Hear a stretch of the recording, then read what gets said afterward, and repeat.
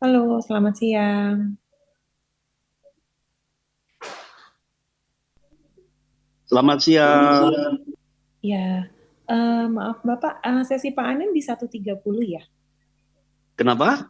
Sesinya Pak Anin nanti di 1.30 atau kita start di 1.30. jam berapa? Ya kita mau buka ini, nanti Ya, akan dimulai 1.30 gabung boleh. satu Ya, tiga puluh. Oke, ya. Dihar- Jadi nanti, diharapkan nanti hmm, Pak Anin bisa bicara duluan, nanti baru presentasi narasumber yang lain, tapi diharapkan bisa ikut diskusi dulu sebentar ya Pak. oh baik, Heeh. Ini baik kan Pak Akar. forumnya kayak apa? Forumnya diskusi lah. Oke, Ya, ya. Jadi oke. nanti tidak ada tanya jawab dengan Pak Anin ya Pak Akar ya? Ya nanti moderator yang akan langsung kayak talk show gitulah Mbak. Langsung Oke, dipotong oleh moderator kalau ada pertanyaan, ada tema yang perlu diangkat. oke Pak. Ya, terima kasih Pak Akar.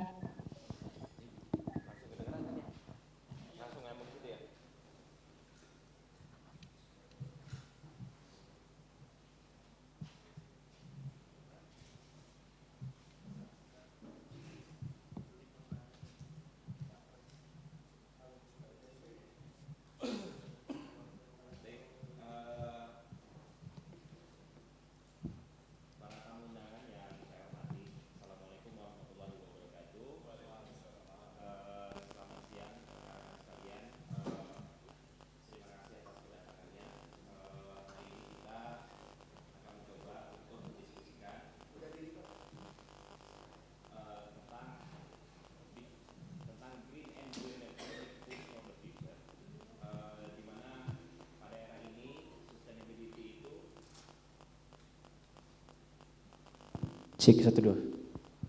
Pada hari ini, sustainability itu merupakan keyword dari green and blue economy, green and blue energy hari ini.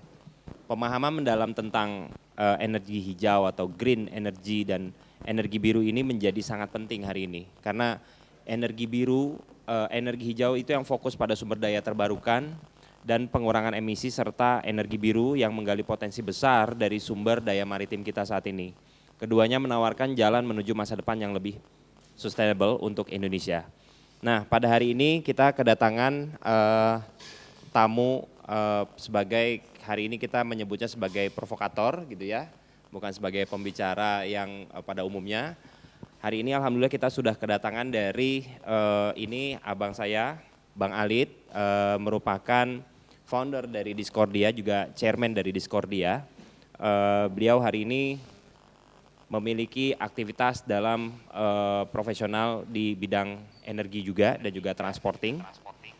Kemudian juga kita sudah kedatangan rekan saya juga, Mas Syarif, Aditya Syarif Dharma Setiawan. Beliau adalah Executive Vice President Corporate Transformation and CEO Office PLN, gitu ya, Rip ya. Siap.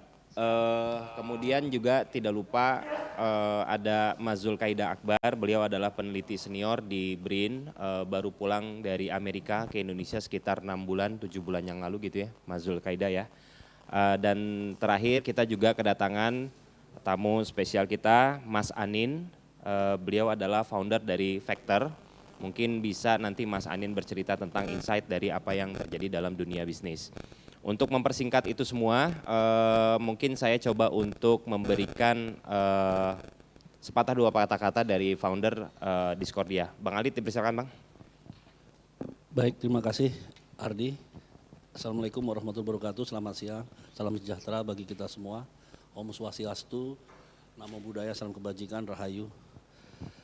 Pertama-tama saya mengucapkan terima kasih kepada Mas Anin yang berkenan hadir dalam acara hari ini. Ini sangat berarti buat kami karena posisi Mas Anin satu sebagai satu bisnismen, yang kedua juga di Kadin juga sebagai ketua dewan penasehat atau pengawas kalau tidak salah, dan juga bergerak di bidang energi baru terbarukan.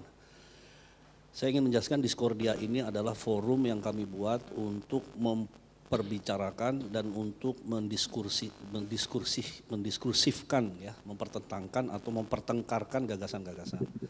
Kita sudah seri kedua, seri pertama kemarin soal artificial intelligence, hari ini kita soal blue and green energy, big push for the future. Jadi kita temanya juga big push, bahwa kita perlu big push untuk setiap hal yang penting yang perlu dirasakan membuat Indonesia lebih maju. Dan kali ini kita kedatangan 2 tamu istimewa, alumni-alumni ITB muda yang sudah berkiprah di bidangnya.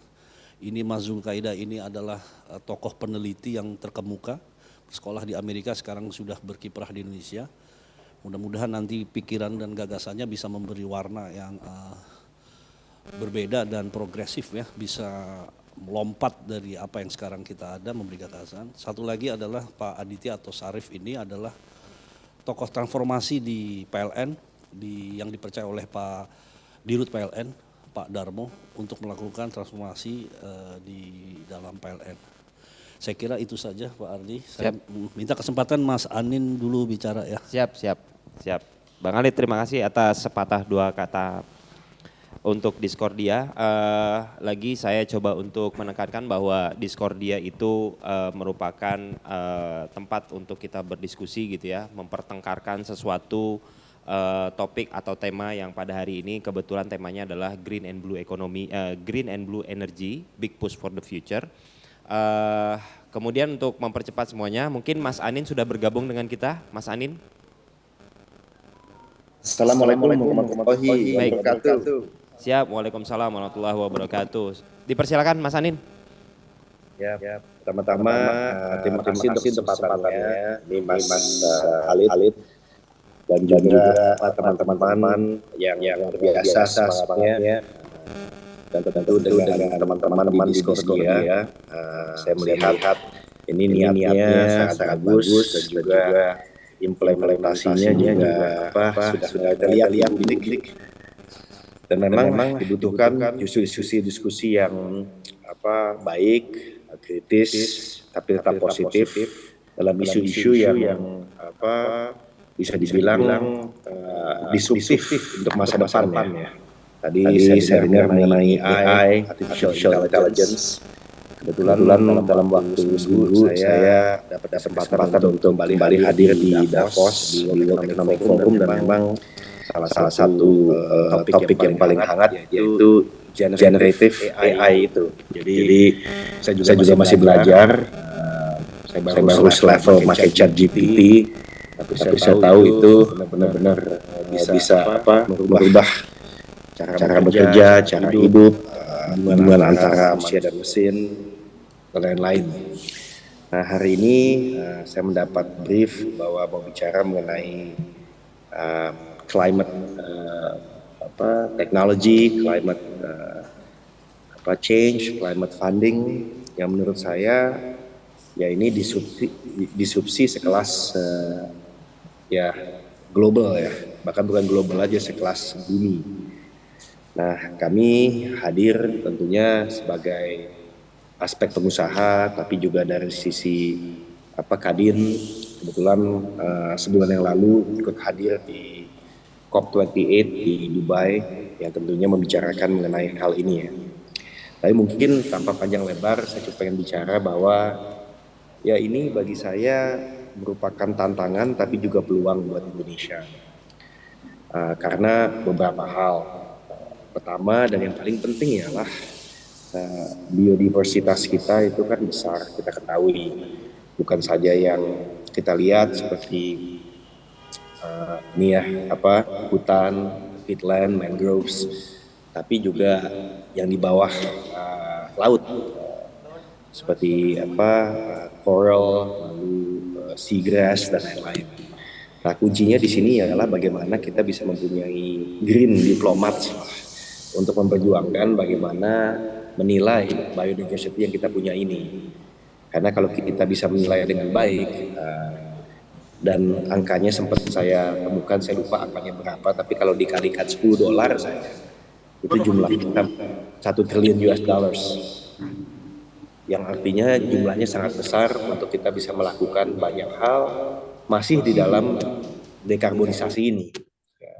Contohnya poin kedua, bahwa untuk yang dibicarakan mengenai hilirisasi dari sisi materi buat membuat baterai itu salah satu contoh. Ya dana yang tadi kita buat bisa $1 triliun itu tentunya bisa dipakai untuk melakukan downstreaming daripada critical mineral yang dibutuhkan untuk dekarbonisasi ini. Nikel salah satunya, tapi bukan satu-satunya, masih banyak lagi seperti copper dan lain-lain. Nah, itu membutuhkan dana, dan bagusnya buat Indonesia bukan saja bisa membawa nilai tambah, bukan saja mentah, tapi kebanyakan tambang-tambang ini kan ada di bagian timur Indonesia. Jadi pemerataan itu bisa terjadi berbarengan dengan pertambahan nilai daripada perdagangan kita. Dan yang ketiga juga yang menarik ialah deployment daripada renewable energy ini sendiri. Di sini ada teman-teman dari PLN yang sangat membidangi. Nah dulu itu maksudnya 5 tahun yang lalu, mungkin teknologi dan kapital lebih sedikit. Teknologi yang sama mungkin sekarang sudah lebih advance. Sehingga Indonesia ini bukan saja di solar, tapi juga geothermal, hydro, wind yang sebelumnya masih bisa dibilang subscale, sekarang dengan teknologi dan kapital bisa menjadi ladang untuk melakukan deployment. Jadi bisa dibayangkan Indonesia ini mempunyai potensi. Sekali lagi potensi ini hanya potensi kalau tidak kita kerja bareng ke sana ya. Tapi bisa mempunyai potensi untuk contohnya memproses dengan green energy suatu critical mineral yang ada di bawah tanah menjadi suatu barang yang dinanti, misalnya di baterai materials. Tapi dilakukan dengan cara ESG, di mana kita juga mendapatkan suatu kompensasi karena kita avoidance daripada perusahaan-perusahaan lingkungan itu. Nah jadi memang ini potensi buat kita yang mungkin 5-10 tahun lalu belum dihitung. Dan menariknya dari semua ini ialah semua juga masih belajar. Semua masih belajar dan juga mencoba mencari pengaruh dari sisi bagaimana menilai biodiversity. Semua juga masih mencari bagaimana mendapatkan baterai material yang sangat diperebutkan ini. Dan teknologi baterai ini kan hanya salah satu dari banyak yang akan tumbuh. Dan deployment daripada renewable energy yang sudah lama diomongkan, ya memang ini bisa kejadian nih. Tapi challenge yang paling besar ialah kita tinggal di Global South, apalagi archipelago. Jadi isu climate change ini benar-benar isu kehidupan gitu, karena 20 tahun yang lalu walaupun mungkin tidak berhubungan, tapi mungkin juga bisa. Contoh tsunami di Aceh yang begitu besar itu menakutkan sekali. Dan hal-hal ini kan bukan tidak bisa terjadi lagi karena climate change dengan rising sea level dan lain-lain. Nah, di samping itu, Global South itu juga memang banyak yang masih butuh pertumbuhan. Kayak kita juga butuh pertumbuhan. Sehingga kalau kita bicara dengan negara-negara yang sudah lebih maju, sudah menggunakan fossil fuel begitu lama, ratusan tahun, sehingga mereka menjadi negara maju, mereka mungkin minatnya untuk membantu kita untuk transisi energi dengan baik, mungkin bisa dipertanyakan. Karena satu sisi kita punya green untuk bisa mendapatkan suatu nilai kompensasi, lain sisi yang memberikan kompensasi juga membutuhkan itu semua, tapi tentu tidak segampang itu. Mereka memudahkan kita untuk bisa menjadi pemimpin di sisi dekarbonisasi. Mungkin itu saja di awal, hanya untuk menggelitik pertanyaan-pertanyaan dari apa yang saya lihat selama ini. Dan memang dari Grup Bagri ini suatu contoh kasus yang menarik menurut saya, karena Grup Bagri ini 75% datang dari energi fosil. Jadi mau tidak mau kita mesti melakukan transisi, karena yang paling gampang fosil energi ini bukan hanya membuat carbon footprint yang besar tapi juga finite. Jadi akan habis suatu saat. Jadi kita juga mesti berpikir maju, tapi kita melihat ini justru peluang. untuk berpikir model bisnis, model kerja yang baru. Dan kita terakhir melihat bahwa di Indonesia ini dari 250 juta kan hampir 50% itu kan masih relatif muda di bawah 40 tahun.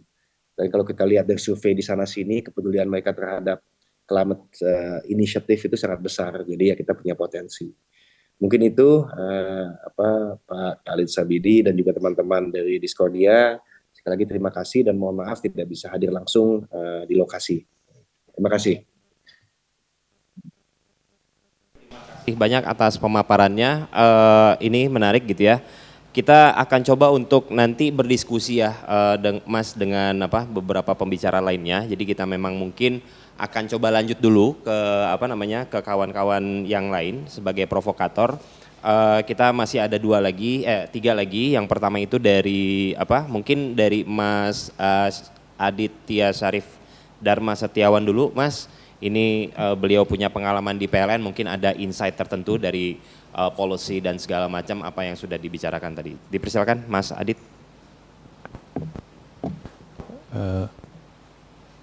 Tes masuk ya? Oke, selamat siang. Assalamualaikum warahmatullahi wabarakatuh. Adit, Mas Ardi, Mas Zul, Pak Anin, salam kenal Pak. Kita sama-sama tahu ya, the earth is warming. The future of humankind faces threat, a serious threat.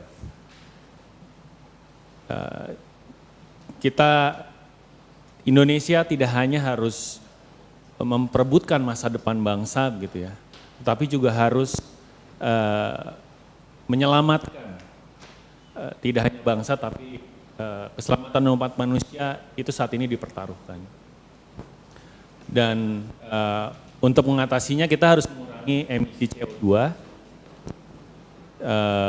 dan saya mau menyampaikan bahwa PLN berkomitmen untuk melaksanakan hal tersebut. Next. Dan bagaimana PLN akan melakukan hal tersebut. 3 tahun lalu PLN itu sudah menghapus pembangkit batu bara dari perencanaan sebesar 13 gigawatt. Dan ini sudah mengurangi atau avoiding 1.8 billion metric tons of CO2 untuk 25 tahun ke depan. Tetapi pertanyaannya, apakah itu cukup gitu ya? Tentunya itu tidak cukup. Setelah itu, kami mengembangkan RUPTL tahun 2021-2030,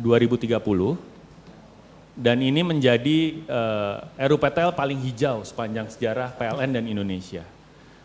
Di mana 51% dari additional capacity itu dari renewable energy.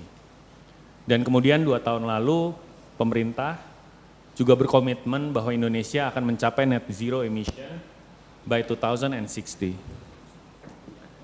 Tapi apakah ini cukup? Ya tentu tidak.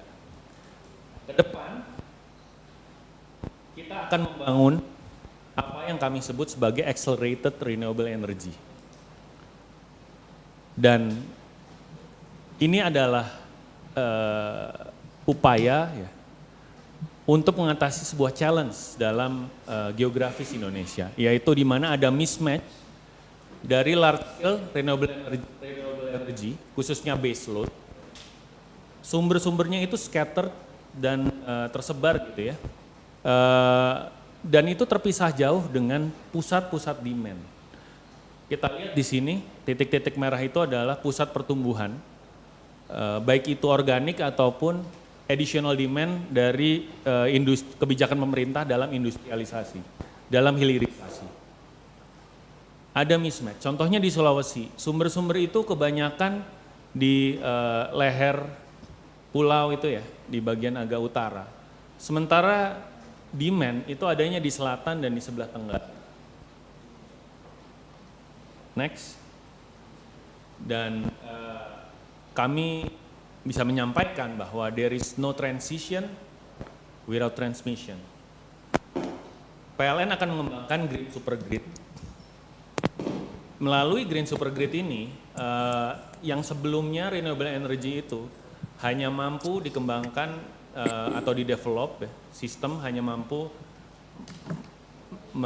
menampung gitu ya, 22 gigawatt sampai 2030. Ini kita expand menjadi 61 gigawatt hingga 2040. Dan rinciannya bisa dilihat di layar. Nah, melalui green supergrid ini dulu kalau di ITB Bang Alit itu ada Prof. Pekik almarhum. Beliau menyampaikan gagasan mengenai Nusantara Supergrid dan ini satu langkah menuju Nusantara Supergrid. Nah, dengan tersambungnya sistem yang sebelumnya terpisah antar pulau ini membuat kemampuan sistem untuk menahan menopang gitu dan menerima renewable energy ini lebih masif lagi. Next. Dan juga dalam konteks khususnya variable renewable energy seperti wind, solar itu kita memerlukan satu enabler lagi apa yang disebut dengan smart grid. Dan PLN sedang bertransformasi untuk mempersiapkan ini ya, agar kita bisa menopang variable renewable energy yang lebih besar lagi di masa yang akan datang. Kami merevamp power plant kami agar dengan digitalisasi dan juga ke depan akan kami kembangkan fleksibel power plant gitu ya. Kemudian transmisi sampai ke distribusi ini untuk mengatasi intermitensi. Dan ini dengan smart grid kita mampu meningkatkan variable renewable energy yang tadinya hanya 5 gigawatt hingga 2030 kita planning sampai 28 gigawatt hingga 2040. Next.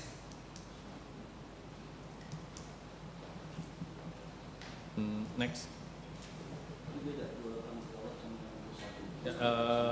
Kalau yang tadi Bang itu total. Renewable energy itu bisa kita bagi dua, itu base load yang steady gitu ya, bisa kita andalkan sepanjang waktu, dan juga variable renewable energy yang angin kan nggak bisa kita tiru ya gitu. Dan juga matahari tidak bisa kita datangkan di malam hari gitu. Nah, kemudian inisiatif lainnya adalah kita juga berupaya beralih dari diesel dengan program dedieselisasi. Ini kita mengganti PLTD PLN di daerah-daerah remote, isolated system, itu ke green energy. Di tahap pertama ini menggunakan PV dan baterai storage system, tetapi ke depan juga kami mengeksplorasi energi lainnya seperti energi-energi potensi lokal. Itu kami berusaha ekspor, mikrohidro mungkin atau mini hidro, kemudian arus laut dan yang lain itu kami akan adopsi di tahap-tahap selanjutnya. Ini kami sudah awarding ya kemarin untuk dedieselisasi tahap 1. Ini kita bagi Indonesia menjadi 2 bagian besar. Lanjut. Next. Oke, ini.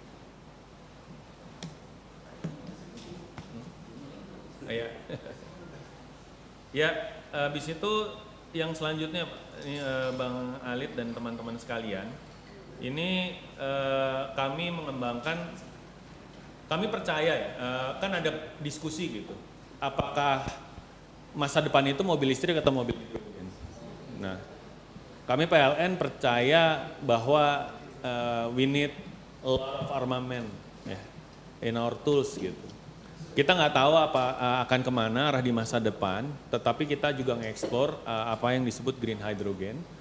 Kebetulan kami punya excess capacity gitu ya, kami mengembangkan apa yang disebut green hydrogen dari excess capacity hidrogen di pembangkit-pembangkit kami, dan kami akan memasuki masa piloting, nanti kami akan bangun stasiun pengisian hidrogen yang kira-kira bisa mengurangi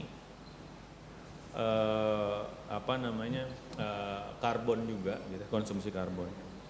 Dan ini kira-kira 124 ton per tahun. Ini fase piloting. Lanjut, dan juga kami mengembangkan EV ya, ekosistem, dan ini jadi penting karena banyak mineral di Indonesia yang bisa menopang industri ini, dan kita bisa meng-capture global value chain untuk EV ekosistem lebih dalam lagi dan lebih luas lagi. Next mungkin. Nah, ini bagian yang nggak kalah penting juga ya. Untuk biaya transisi energi yang diperkirakan di seluruh dunia, itu kira-kira 1 triliun sampai 2 triliun per tahun. 1 triliun dolar hingga 2 triliun dolar per tahunnya. Dan ini adalah kue ekonomi yang sangat besar. Dan barang siapa yang bisa memakan kue ini sebanyak-banyaknya, tentu akan menjadi kaya raya dan akan menjadi negara yang negara adidaya selanjutnya di masa-masa yang akan datang. Jadi ini memang kami sangat memperhatikan ini, bagaimana transisi energi ini bisa mendorong pertumbuhan ekonomi, bagaimana transisi energi ini juga bisa mengentaskan kemiskinan dan juga creating jobs. Lanjut. Nah,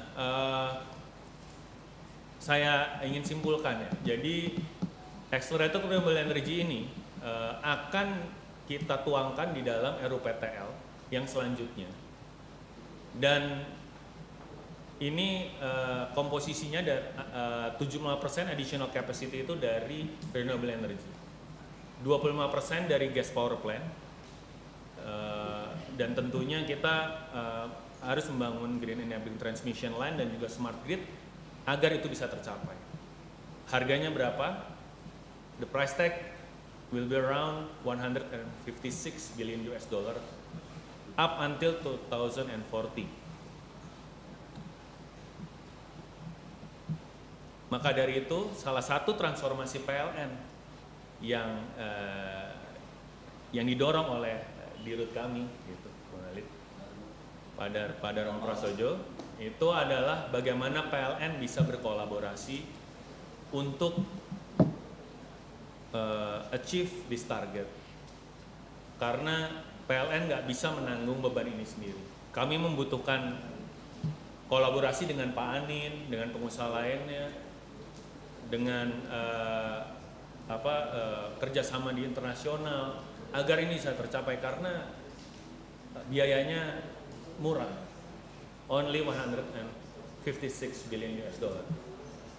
Dan satu hal yang mungkin perlu menjadi perhatian bahwa mengenai emisi gas rumah kaca ini adalah emisi 1 ton di Jakarta, di Bali, di Jayapura itu besar, itu impactnya ke bumi tidak berbeda dengan emisi 1 ton di New York, di Tokyo, di China, di Beijing, di seluruh dunia. That's why we call it global climate change. Maka we cannot survive, we cannot solve this problem alone. The only way to move forward is through collaboration. Itu aja presentasi dari saya. Terima kasih. Siap, terima kasih, bagus. Bagus sekali pemaparannya, Mas Syarif. Tadi intinya mah kita mau shifting ya dari fossil fuel sekarang kemudian mau jadi ke renewable energy. Tadi juga udah dipaparkan dari Mas Anin itu dari perspektif swasta dan sekarang dari government. Kemudian sekarang mungkin ini ada satu pembicara dari Bang Zulkaida Akbar. Beliau ini adalah ahli dalam bidang nuklir, eksperimental nuklir apa Jur? And particle physics, yes. Mungkin nanti ada wisdomnya Jul atau insight dari sisi akademis yang bisa menjahit dua pemikiran dari sisi swasta dan government. Silakan. Bismillahirrahmanirrahim.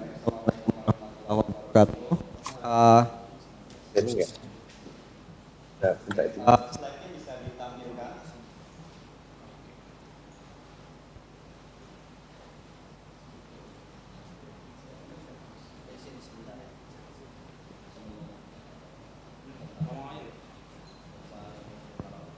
Perkenalan dulu aja Jul.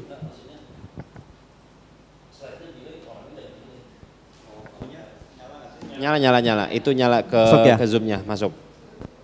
Jadi terima kasih sekali atas undangannya Bang Alif, Hanif, Abi, dan teman-teman semua. Jadi sebelumnya salam kenal ya, saya bersama teman-teman di sini dulu bertemu di ITB. Saya masuk 2003. Kemudian tahun 2013 sampai 2023, 10 tahun terakhir saya merantau ke Amerika. Belajar S2 dan S3 di sana, kemudian lulus 2018, lanjut sempat bekerja. Sebelum pulang pertengahan tahun ini dan sekarang saya mengabdi di BRIN ya. Badan Riset dan Inovasi Nasional yang secara kelembagaan itu baru 2 tahun sebenarnya. Jadi BRIN itu sebenarnya adalah badan BPPT, LIPI, 8 dan lembaga kementerian digabung jadi satu gitu. Nah, saya bekerjanya di KST B.J. Habibie yang dulu orang menyebutnya sebagai Puspitek Serpong. Jadi kali ini saya akan berbicara terkait dengan big push for the future, renewable energy, tapi lebih dari sisi mungkin malah dari sisi manajemen. Next. Oh, memang ada delay ya? Oh, oke. Ini tapi di sana nggak delay ya? Oke, jadi ini outline-nya. Jadi pertama perkenalan tentang saya, tapi kan sudah memperkenalkan diri. Jadi yang pertama saya akan meng-outline ya landscape energi Indonesia saat ini. Kemudian berikutnya saya akan berbicara tentang apa sih big push yang diperlukan untuk mengaccelerate goal yang ingin kita capai. Tapi secara ringkas ini kondisi kita sekarang ya, beberapa parameter yang penting. Landasannya adalah peraturan pemerintah tentang kebijakan energi nasional, tentang rencana umum energi nasional, dan tentang rencana umum ketenaga listrikan nasional. Di situ ada 2 tahun yang dijadikan milestone, yaitu tahun 2025, yaitu tahun depan, dan tahun 2050, yaitu 5 tahun setelah kita mencapai Indonesia Emas 2045, harapannya. Nah, ada beberapa hal yang angka-angka yang cukup menarik di sini ya. Pertama dari sisi suplai energi, harapannya tahun depan kita akan mencapai 400 megaton oil equivalent ya. Tahun ini, tahun 2022 achievement kita adalah 236. Jadi sebenarnya masih agak jauh ya. Memang harus digenjot ini kalau mau tercapai. Dan tahun 2050 harus 1000 megaton oil equivalent. Itu tentang ketersediaan. Yang kedua tentang akses ya. Kita pengen pertumbuhan energi ini lebih cepat daripada pertumbuhan jumlah penduduk. Nah, kita pengen tahun depan 2025 itu per kapitanya konsumsinya tuh 1,4 ton oil equivalent. Nah, 2022 itu baru 0,6. Nah, listrik yang tadi disampaikan oleh Mas Sarip ya, jadi tahun 2025 pengennya kita sudah punya 115 gigawatt terpasang. Tahun 2022 ini kita baru punya 84 gigawatt. Nah, dan seterusnya. Nah, kalau terkait yang dengan renewable energy, kita punya bauran energi target ya, atau mix energy, di mana diharapkan tahun 2025, tahun depan itu 23% itu dari renewable energy. Dan tahun lalu 2022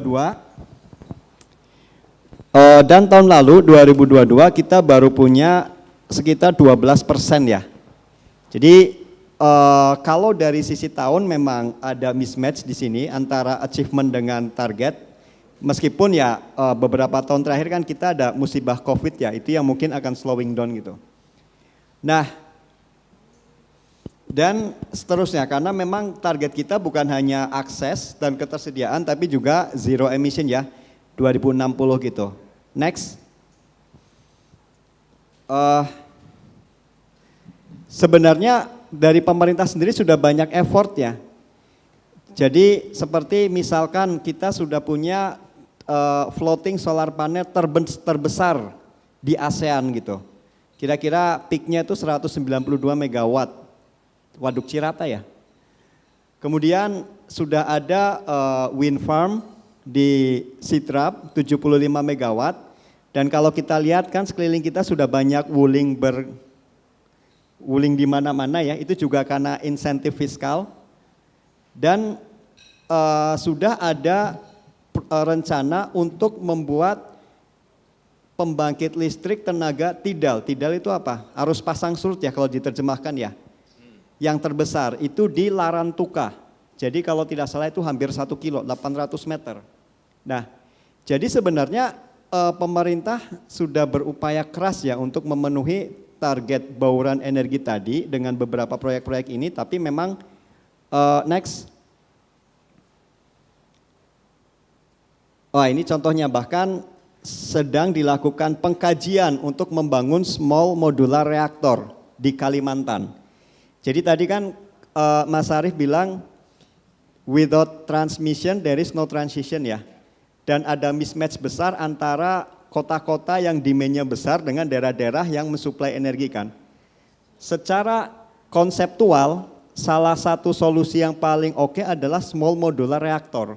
Jadi bikin reaktor nuklir tapi dalam skala kecil, skala yang bisa oke lah ada pabrik pupuk gitu. Jadi jangan sampai ada pabrik pupuk nggak bisa operasi karena kekurangan gas. Nah ini bisa dipasang small modular reaktor di sana untuk skala menghidupi pabrik, menghidupi rumah-rumah kecil. Nah ini satu invention meskipun kalau kata orang belum proven, maksudnya belum proven ya karena belum banyak aja. Tapi company-company sebenarnya sudah ada gitu. US kemudian ini adalah Belanda gitu ya. Danish itu Denmark gitu. Ini Bengkayang kalau nggak salah rencananya. Ya. Next. Pada intinya yang ingin saya sampaikan adalah effort pemerintah sudah banyak, tapi memang belum cukup ya untuk mengatasi short atau gap tadi gitu antara what we have dengan what we want to achieve gitu. Padahal kalau kita berbicara potensi itu sangat besar ya. Nah kapasitas terpasangnya yang masih sangat kecil. Nah gap ini kan, tapi sayangnya mewujudkan potensi menjadi kapasitas terpasang ini ya tidak semudah membalik telapak tangan ya. Banyak faktor-faktornya yang harus dilakukan gitu kan. Dan satu-satunya cara untuk mengatasi gap tujuan yang tadi direncanakan di Rencana Umum Energi Nasional ya memang harus optimize renewable energy gitu dan menarik investment yang sangat signifikan. Tadi keluar angkanya berapa? 156 billion dollar. Next. Nah, jadi in short summary kita ada gap. Pemerintah sudah melakukan banyak proyek sebenarnya dan kita membutuhkan akselerasi untuk fill the gap itu. Nah, yang dibutuhkan itu yang pertama itu adalah superior business model. Ya, jadi kita butuh model bisnis yang superior. Apa itu model bisnis yang superior? Yang bisa memberikan fair insentif untuk semua player. Karena apa? Satu, ya negara nggak mungkin kuat ya senilai segitu ya. APBN ditaruh di sana semua kan nggak mungkin gitu. Yang kedua, perlu skema public-private partnership yang oke gitu. Karena mohon maaf ini kemarin tuh saya dengar pemain EV itu pemain solar panel tuh pada ngeluh-ngeluh gitu. Saya nggak tahu detailnya seperti apa. Kan pembelanya saya lagi di US kan nggak tahu apa-apa gitu. Cuman keluhannya nyampe di Facebooknya nyampe di saya gitu kan. Nah ini tapi itu bukan ranah saya ya dari sisi regulasi ya. Tapi intinya kita butuh bisnis model yang superior yang bisa memberikan fair insentif untuk semua player dan regulasinya harus strong. Nah, saya dengar-dengar, sekali lagi ini bukan area saya, jadi mohon maaf kalau saya salah. Dalam 11 tahun terakhir itu peraturan tentang geothermal itu berubah 8 kali gitu. Yaitu satu hal yang ya disinsentif untuk attract investment kan, ketika peraturan itu berubah sampai 8 kali dalam 11 tahun terakhir gitu. Nah, yang keempat adalah tentu saja adalah R&D dan talent management ya. Karena tadi berbicara tentang smart grid, kalau misalkan ada project riset yang bisa mengefisiensikan 1% aja, itu kan multiplier efeknya besar sekali gitu. Nah, ini beberapa hal yang diperlukan untuk filling the gap. Nah, ini kita save dulu konklusi ini ya, nanti akan kita lanjutkan. Next. Nah, kenapa ini penting? Nah, ini beda cerita, tapi sebagai motivasi ya. Jadi kita ini kan katanya pengen mencapai Indonesia Emas 2045. Dan salah satu bottleneck-nya adalah kita harus keluar dari apa yang disebut dengan middle income trap kan. Nah, apa itu middle income trap? Middle income trap intinya adalah dulu banyak sekali negara-negara di Amerika Latin terutama yang jumlahnya banyak, yang sampai sekarang itu kondisinya nggak berubah gitu dari sisi income-nya gitu, masih terjebak menjadi negara kelas menengah. Kenapa? Kalau loncat dari negara miskin ke kelas menengah itu gampang, jualan upah buruh murah gitu kan, investor datang, ini loh upah buruh murah di sini, investor datang, itu akan mudah, lapangan kerja akan terbuka, mudah untuk menarik menjadi negara kelas menengah. Tapi dari negara kelas menengah menjadi maju, itu gapnya sangat tinggi gitu kan. Nah, kita itu sudah 30 tahun terakhir itu masih di status kelas menengah sebenarnya. Next. Nah, tapi bukan kita saja ya. Kalau dilihat dari grafik ini, dari berapa? Dari 111 negara berpendapatan menengah pada tahun 60-an, hanya 15 yang bisa lepas dari middle income trap dan tumbuh menjadi negara maju. Jadi hanya 15 dari 100-an lebih negara yang bisa lolos dari jerat middle income trap gitu kan. Jadi bukan kita aja. Next. Nah, satu-satunya cara untuk lepas dari middle income trap itu adalah industrialisasi. Harus bikin barang ya. Katanya kita harus meningkat dari 5% ke 7% growth-nya untuk kita bisa menjadi negara maju. Dan tumbuh menjadi pertumbuhan ekonomi 7% itu nggak bisa dari jualan sawit, nggak bisa dari jualan garam gitu. Bahkan kita lihat ya, ini Korea ya, BTS yang sangat melegenda, itu sumbangsihnya ke Korea itu sebenarnya sama dengan Korean Air gitu. Porsi paling besar ya tetap Samsung ya, tetap bikin barang gitu, walau gimana pun tetap bikin barang gitu. Belum saatnya kita berbicara jasa gitu, bikin barang jadi dan ekspor, manufaktur, industrialisasi, itu kuncinya. Next. Nah, apalagi kita mengalami urbanisasi ya. Jadi beberapa tahun terakhir ini kan ada perhatian besar yang sangat bagus ke desa, which is sangat-sangat bagus, tapi saatnya kita memberikan perhatian lebih ke kota ya, karena sekarang mayoritas orang itu tinggal di kota gitu, di urban gitu. Dan ketika dan kita lihat profil tahun 2022, itu demand energi paling tinggi itu dua besar adalah industri dan transportation. Nah, kalau orang makin banyak pindah ke kota, maka demand ke energi itu makin tinggi kan untuk industri dan transportation gitu. Next. Jadi in summary, untuk mencapai Indonesia Emas 2045, kebijakan atau pola pikir untuk mendukung pertumbuhan ekonomi sehingga naik menjadi 7% konstan, dan untuk industrialisasi itu tidak bisa lepas dari policy atau kebijakan terkait energi gitu, akses dan distribusi. Nah, Kemudian ini topik berikutnya tentang Big Push ya. Saya akan ada beberapa cerita yang berserakan tentang Big Push, tapi nanti ada benang merahnya.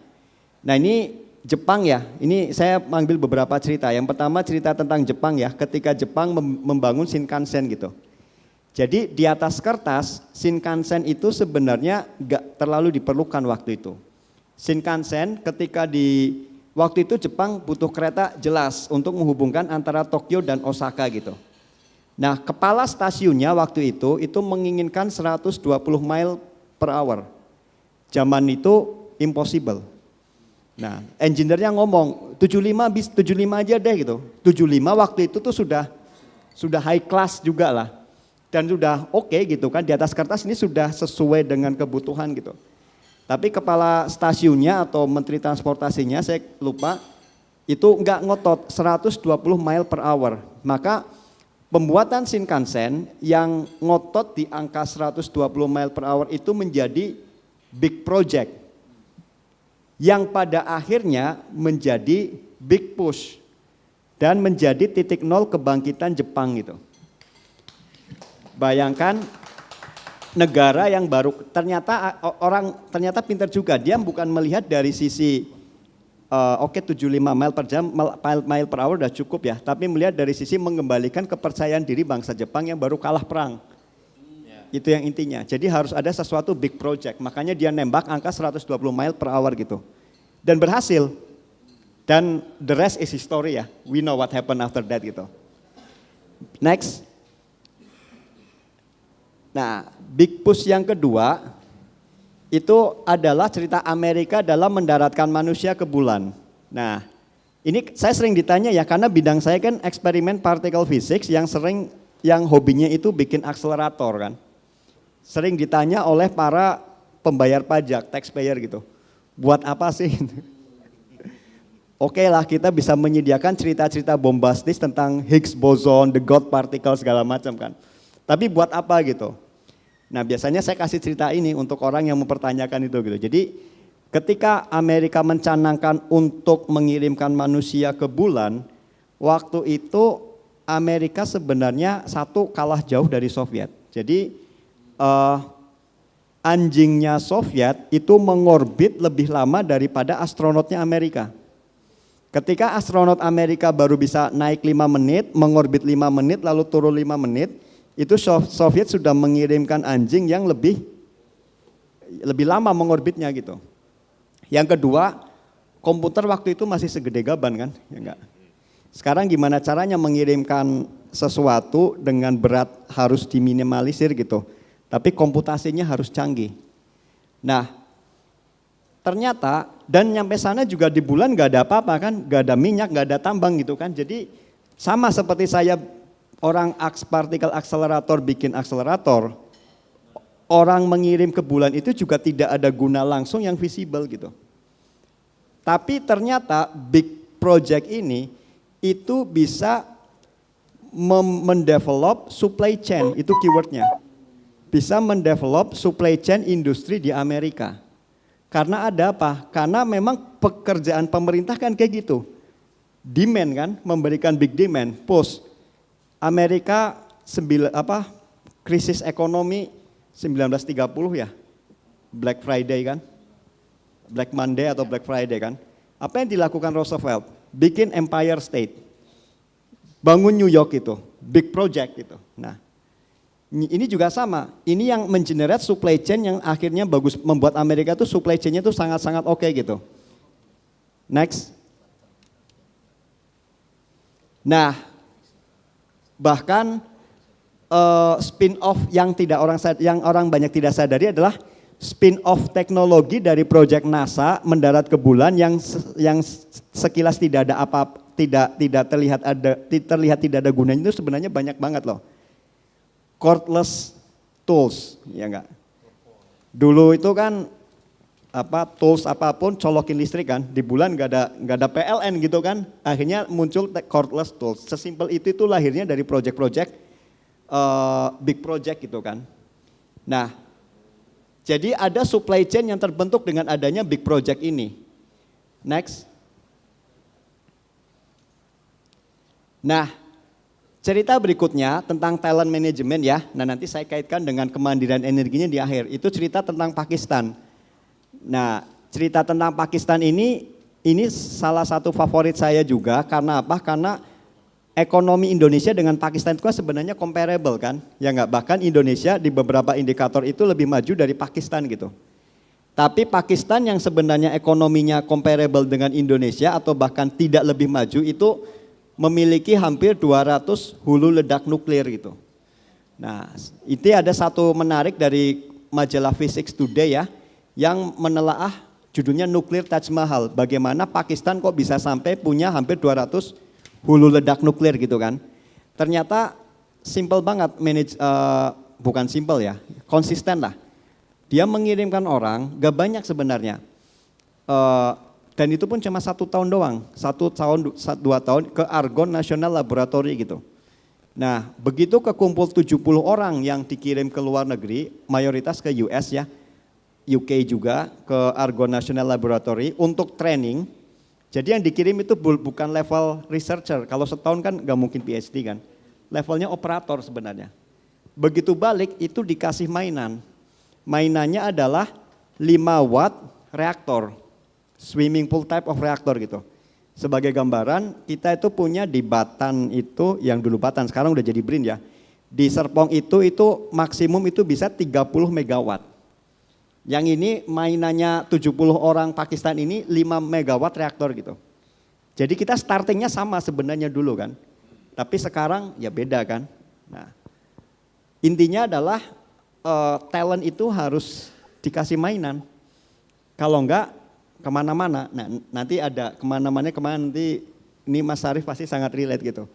Next. Nah ini ya, ini sebelah kanan ya, gedung PAU ITB, di mana dulu Indonesia pernah punya mimpi bertani silikon. Tapi sekarang dalam landscape industri semikonduktor, Indonesia tuh paling kebagian cuma desain chip doang kan. Ada versatil, ada apa kan. Hanya remahnya lah katakanlah. Padahal beberapa puluh tahun yang lalu itu kita pernah punya mimpi bertani silikon gitu. Dengan satu monumennya adalah gedung PAU ITB kan. Dan dulu sebenarnya kita sudah punya beberapa ahli semikonduktor. Tapi karena nggak dikasih mainan, jadinya lari ke IT ya. Ya intinya adalah harus dikasih mainan untuk talent retention gitu. Gak ada guna visible, gak apa-apa. Seperti kayak tadi, big project itu kan kadang gak kelihatan gunanya yang visible kan. Tapi membentuk supply chain logistik dan orang gitu, itu yang penting. Nah kayak ini dulu, yang 70 orang yang ditarik ke Pakistan itu langsung dikasih 5 megawatt reaktor gitu. 5 megawatt buat apa sih sekarang? Tapi ya memang harus ada diikat gitu.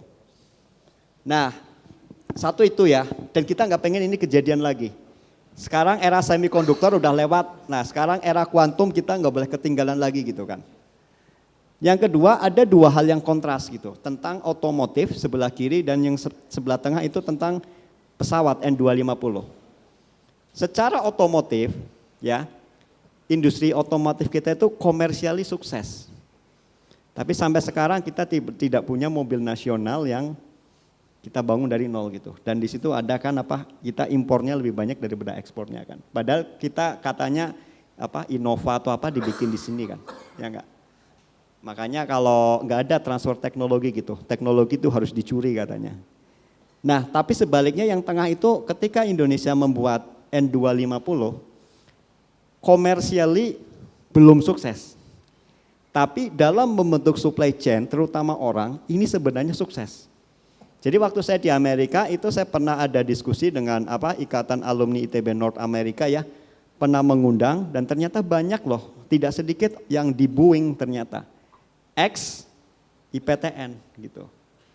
Jadi dalam membentuk talent itu sukses sebenarnya N250, meskipun komersiali belum sukses gitu. Nah Mas Ardi dari penerbangan mungkin tahu lebih detailnya ya.